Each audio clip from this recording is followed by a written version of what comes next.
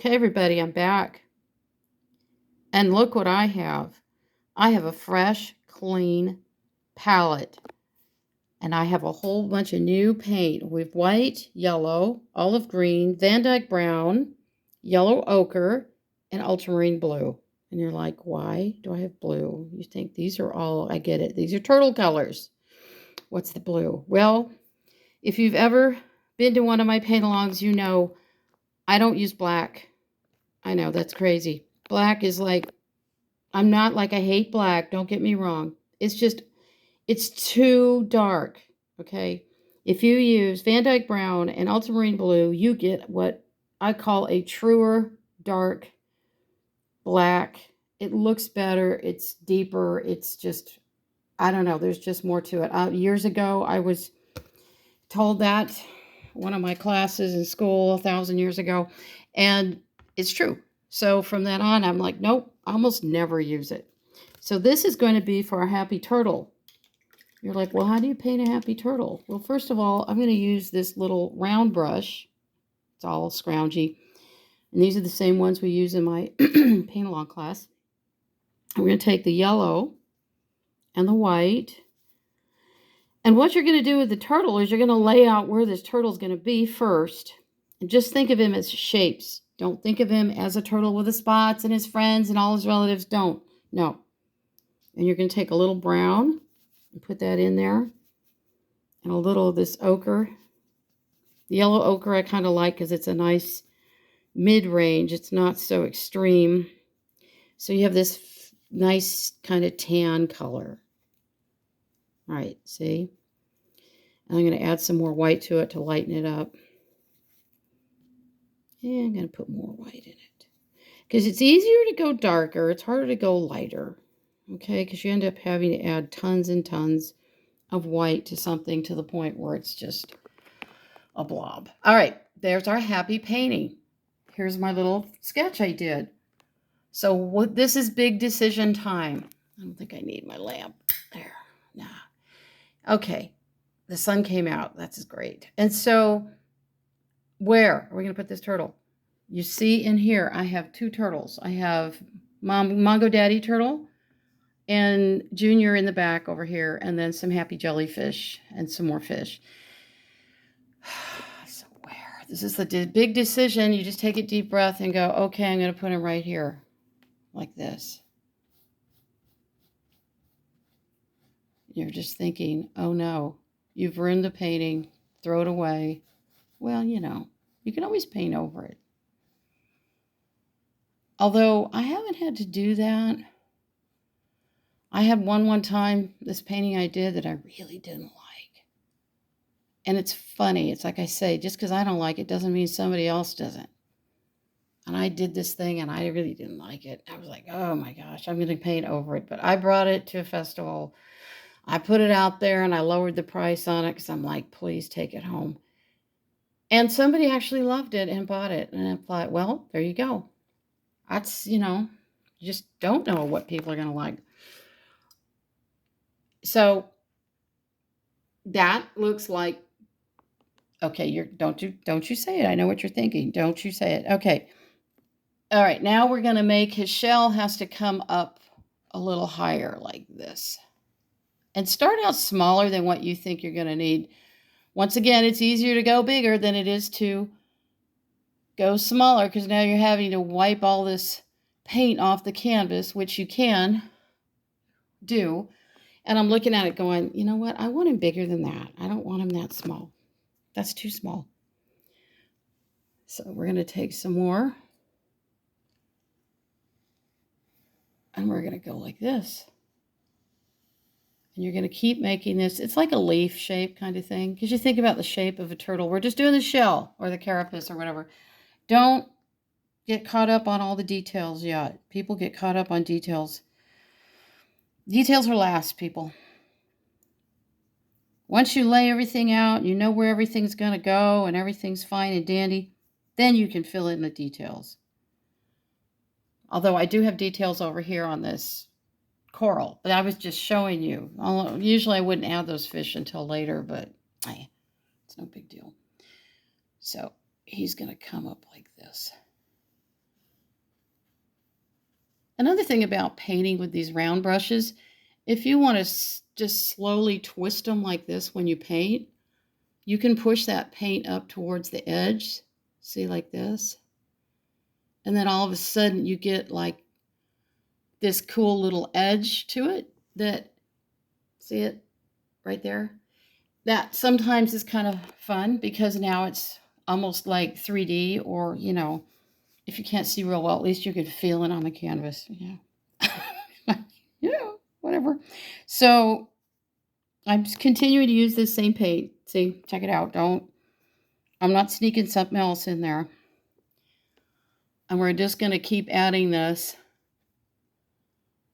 And his shell kind of comes like this.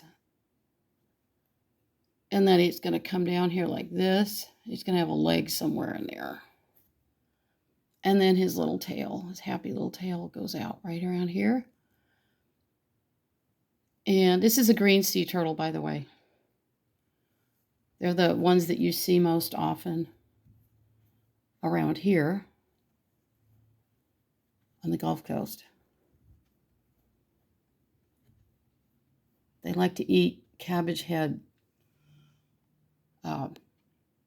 jellyfish. They munch on them like jelly beans. It's like, kind of like, no, I guess they're more like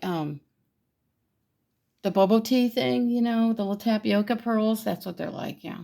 Okay. So now we have his happy shell, see? Once again, I have the paint kind of thicker on the edges.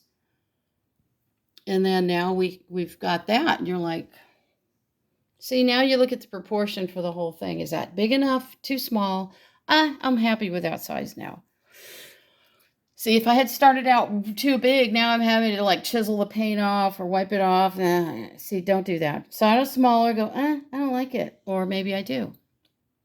Now we're going to figure out where the head's going to be and his happy little flippers and all his legs and all that. You're going to use the same brush. And the head kind of comes out like this. They got a fairly long neck.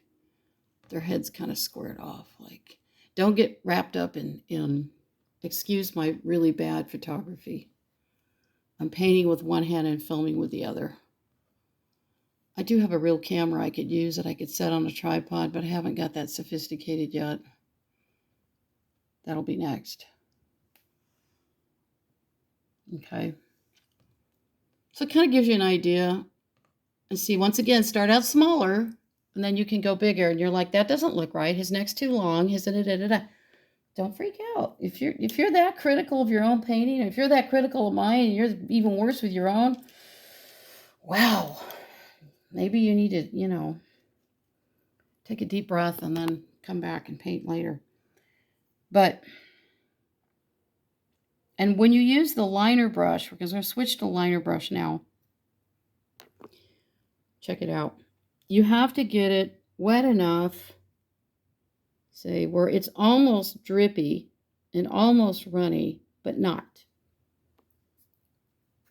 It flows a lot better. It's a lot easier to paint with. It's fairly liquidy, but it's just not.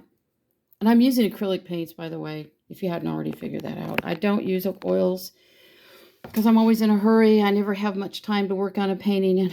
And when I do these little happy paint-alongs, like I said, it's 3 hours. There's no way you're going to do an oil painting and take it home in the car in 3 hours. If you do, you're going to, I don't want to see it when it's done. It's like a blob. Okay. Not to mention your house smells like turpentine for eons. And my house is nothing but a studio with a couple of bedrooms. So, okay, now we have his happy little face. And they have like a little beaky face, right? Because remember, they got to chomp on those, whatchamacallits.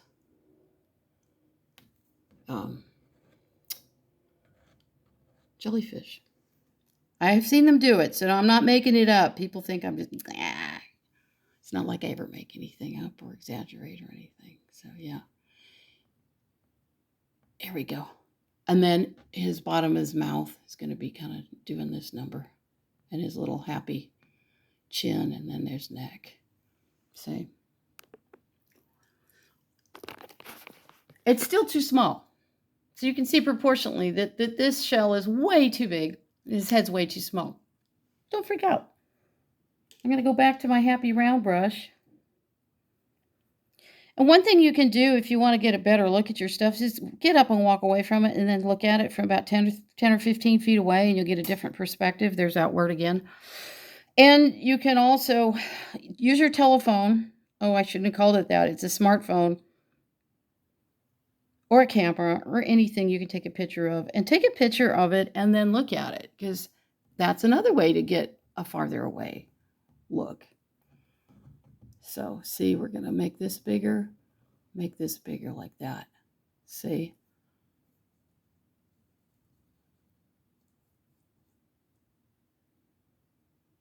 You're just like, what? So I'm basically changing the size of the head till I get it to what I think is the right size proportionately. Ooh, there's another multi-syllable word, proportions. That, you know, in these crazy movies where you see people holding up their thumbs, or they're going like this and going, oh, yeah. Okay, well, what they're doing is, so if you look at this and you see the size of his shell, okay, and then the size of his head, see, is proportionately, that is like, it's about a third. Yeah. So if we do the same thing with this, I'll get my hands all full of paint. I do anyway. It's about right now, see? So there is a reason to do that. That's assuming that your drawing is done. You can do it with a photograph too and look at it and go, oh, okay. I'm going to make his neck a little thicker. And then his little flipper, which is his little arm, is going to come out here and then kind of do this number.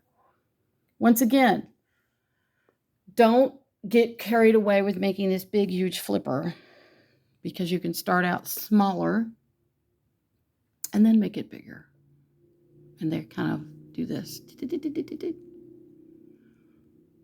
Okay, and then his little back flipper, and I think they're rounder, if I'm not mistaken.